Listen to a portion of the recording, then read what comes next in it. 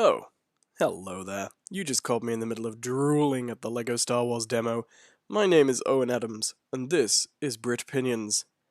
It's E3! The time of year when hype goes into overdrive, publishers are treated like gods among men, and British people stay up very late to get a glimpse of 30 seconds of footage for a game that leaked a week earlier anyway. It's wonderful. The big conferences are all over now, except Sega, but I'm sure we can do this without word on which tired gimmick Sonic the Hedgehog's stuffed and tattered corpse is going to be draped across this week. So how did it go? Well, EA kicked things off by showing Titanfall 2, a sequel that promises to improve on the first in every way. Maybe this time people will be playing it for 2 months after launch. FIFA ate up most of their early show, but I don't give a crap about football, so I have no thoughts about that. And then with much fanfare, it was Star Wars time. We got some guff and very early footage about a new game they're working on, but most of it was a montage of different people talking about how inspiring it was to work on the 3 ongoing EA services that nobody's actually playing. I love a bit of Battlefront, but I seem to be the only one. Don't worry though, Star Wars fans, because at EA's show it takes equal footing with that crappy, free-to-play app. Then they brought out the big guns. I've made it clear in the past that I don't play military shooters. I don't care for the gameplay, I don't like the tone, and I get bored of shooting brown people pretty fast. With that in mind, Battlefield 1 is probably the first military shooter I've even considered buying. It looks extravagant, varied, even colourful. Now if only EA could stop promoting it by talking about how awesome World War I was. Next up was Bethesda, with a surprisingly dull outing. We got a new Quake game that looks somewhere between Arena and Overwatch. It screamed low budget to me, but I don't play Quake, so what do I know? The Far Harbor Fallout 4 DLC looked like a post-apocalyptic Stephen King story and was the highlight of the show for me, but we also got a look at the long-leaked Skyrim Remastered. I'll probably pick that up. Probably the most unexpected reveal was Prey. It was teased that Prey 2 would be making an appearance at the show, and at long last, there it was. The trailer was fairly impressive, though clearly aiming for a reboot instead of a sequel now. Only time will tell if you can turn into a ghost bird in this one, but I hope not. A surprising amount of time in Bethesda's show was devoted to revealing that Doom is getting a demo that you can only play for a week. But hey, when you've got nothing else to talk about, then... oh yeah, Dishonored 2. I haven't played Dishonored yet. It has been sitting on my PS3 shelf for some time, but I just can't get around to it. This isn't a criticism of the game, just that the opening moments feel so good that I really want to sit down and enjoy it. Dishonored 2 looks even better, and a credit to Bethesda that they spent more time exploring world building and character moments than death and destruction. It might not have been a massive hit, but they clearly believe in this world. Next up, Microsoft. Meh. The Microsoft show was mostly the self-congratulatory masturbation we've come to expect. Gears of War 4 made a good opening, but way too much time was devoted to watching nice-looking cars do nothing very interesting for Forza Horizons 3. Worse still, after every exclusive was announced, Batman from the animated series reiterated the point. Xbox One and Windows 10 exclusive. Xbox One and Windows 10 exclusive. Xbox One and Windows 10 exclusive. We got a lot of footage from games that definitely aren't exclusives, Final Fantasy XV, Gwent, Battlefield, but it was those exclusives we were here to see. Rare's new pirate game in which a team of people operate a sailing ship looked like great fun, but scale-bound, probably my most anticipated Xbox exclusive, and the biggest reason I've been considering buying an Xbox One, got killed by its own footage, looking more and more like a bog-standard Japanese action game with little else going for it, and less like a Last of the Guardians with dragons. Probably the standout of Microsoft's show was We Happy Few, a game that looked so good I completely forgot I don't have the console to play it on.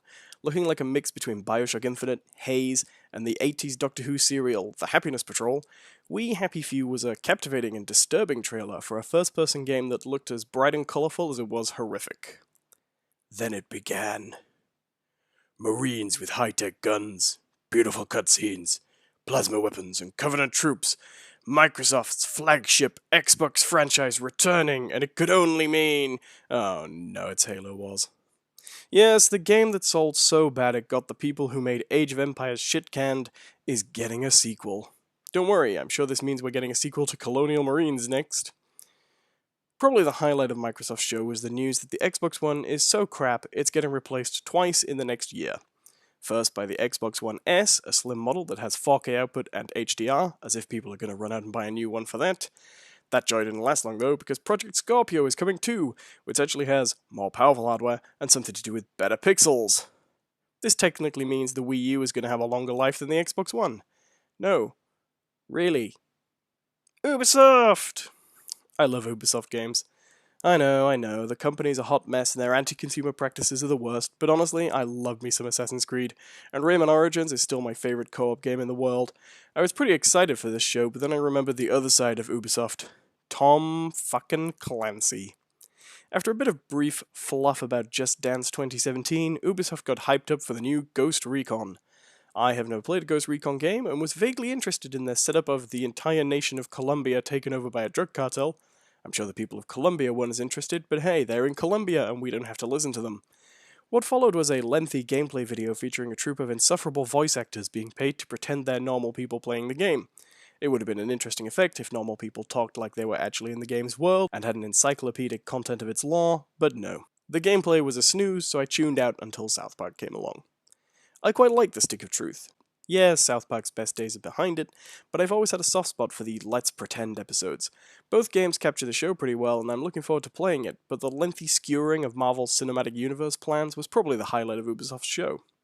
They also showed some co-op VR games. Eagle Flight, in which characters fly around an overgrown Paris, was pretty but screamed tech demo, but it was Star Trek Bridge Crew that took the biscuit. Here they announced a game in which groups of people wear VR headsets and then man a starship bridge together. The concept was interesting, but the game was so unbelievably ugly I couldn't face the idea of actually spending any time looking at it, VR or otherwise. That was probably why they wheeled out LeVar Burton to pretend he knew what a video game was and tell you how great it looked. Watch Dogs 2 got a little love with some gameplay and cutscenes showed. It looked familiar, yet steps taken to move away from the dull Aiden Pierce protagonist. I liked the first Watch Dogs a lot for its world and its mechanics, its story less so Watch Dogs 2 looks like a fitting successor, but there was little here we didn't already know. And then there's Sony. Sony got things off to a great start by having less people talking. The ratio of games to insufferable marketing people was a lot better, and they squeezed a lot of stuff in there. General consensus, and I have to agree, is that Sony brought their A game this year. Things kicked off with God of War, in which a bearded Kratos takes his son hunting in what appears to be a Norse setting. I am a big God of War fan, so it was a good start for me, but the new setting and change in engine and gameplay seems to have won non-fans over too. Then there was Days Gone, a zombie survival game that had a great-looking trailer but took a nosedive at the end of the show when they tried to close with gameplay. Never have I lost interest in a game so fast. Sony's necromancers busily performed incantations backstage and summoned a release date for The Last Guardian, which looks exactly the same and surely isn't interesting to anyone anymore. At this stage I feel like if the game was worth anything, there'd be more enthusiasm to get the bloody thing done. The first game to really draw me in though in Sony's show was Horizon Zero Dawn. A game apparently previously announced but new to me, in which a woman hunts robot animals with other robot animals. It looked pretty great. Don't get too excited though, because there's a long David Cage trailer to sit through. Detroit Becomes Human was a pretentious Blade Runner ripoff that will almost certainly be a very long QuickTime event, in which your decisions are deceptively irrelevant to the overall story. It looked pretty though. Probably the biggest shock of the show was a slow and terrifying first-person horror experience with a real Outlast vibe that turned out to be Resident Evil 7. With marketing influenced by PT, they launched a looping, self-contained demo during the show, which isn't quite as good as PT but has its moments. And speaking of weird marketing, I don't know how to describe the trailer for Kojima's new Death Stranding, except to say it's blatantly Silent Hills without the name, and good on him for letting Konami swivel on it. The 3D TV bubble, read that wrong.